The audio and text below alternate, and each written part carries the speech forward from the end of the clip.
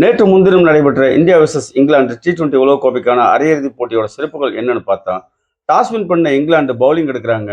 Batting பண்ண இந்தியாவோட சிறப்புகள் என்னன்னு பார்த்தோம்னா, முதல்ல ஓப்பனிங் பேட் செஞ்ச சஞ்சு சாம்சன் சேட்டா அடிபொலி அப்படிங்கிற மாதிரி ஒரு அற்புதமான நேற்று விளையாண்டு இந்தியாவை அரையிறுதிக்கு கூட்டிட்டு போயிருக்காருங்க.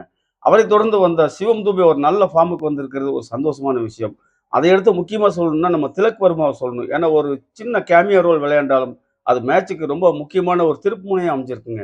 வெறும் 7 பால் விளையாண்டு ஒரு 21 ரன் அடுத்தடுத்து 3 சிக்ஸ் அடிச்சு இந்தியாவை அரையிறுதிக்கு கூட்டிட்டு போறதுக்கு இவர் அடிச்ச அந்த ரன் ஒரு முக்கியமான தருணமா பார்க்கப்படுதுங்க.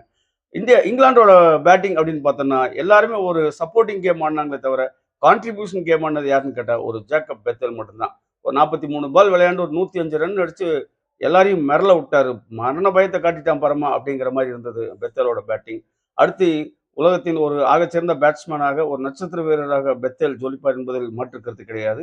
ஆக மொத்தம் இந்த உலகக்கோப்பையில் தான் 4வது முறையாக அதிகபட்ச ரன் எடுக்கப்பட்டது 2 அணிகளாலும். ஏன்னு கேட்டால் முதல்ல வந்து இந்தியா 253 எடுத்தாங்க, இங்கிலாந்து 246 எடுத்தாங்க. வெற்றியின் விளிம்புக்கு ஒரு 7 ரன் வித்தியாசத்தில் தான் வெற்றி தோல்வி நிர்ணயிக்கப்பட்டது.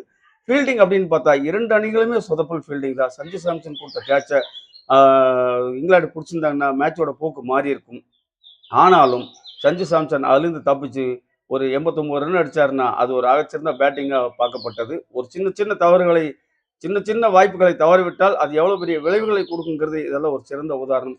ஃபீல்டிங்னு பார்த்தா ரொம்ப மோசமாக தான் இருந்தது. ஆனால் அதிலும் குறிப்பிட்டு சொல்லணும்னு கேட்டால் அந்த ஃபீல்டிங்கில் அக்சர் பட்டேல் ரொம்ப ரொம்ப முக்கியமான ஆளாக பார்க்கப்படுறாரு. அவர் ஸ்கொயர் லெக்கில் லாங் சேஸ் பண்ணி பிடிச்ச ஒரு கேட்ச் 1983 இந்தியா உலகக்கோப்பை ஆடும்போது கபில் தேவ் இப்படி ஒரு கேட்ச் பிடிச்சது ஞாபகத்துக்கு வந்தது.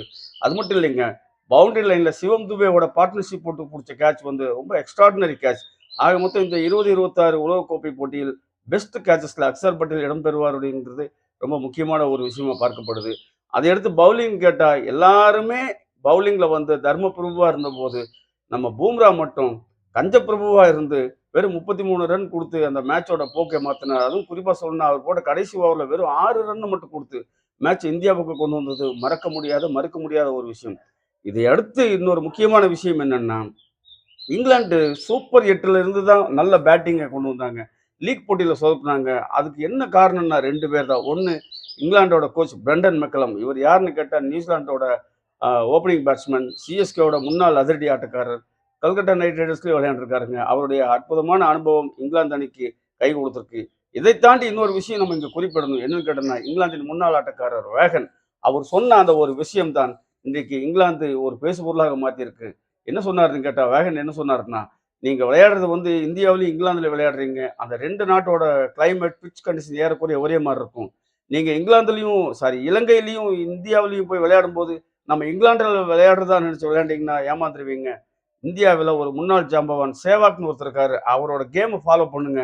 நிச்சயமா உங்களோட கேம் இம்ப்ரூவ் ஆகுனாருங்க. ஆமாங்க, அதை நிரூபிக்கும் விதமாகத்தான் இங்கிலாந்து சூப்பர் 8லேருந்து அரையிறுதி வரை ஞாபகப்படுத்தக்கூடிய அளவுக்கு ஒரு ஆட்டத்தை ஆடினான்னு கேட்டால் நிச்சயமா சேவாக் ஒரு தாக்கத்தை உருவாக்கி இருக்கிறான்னு பார்க்கப்படுதுங்க.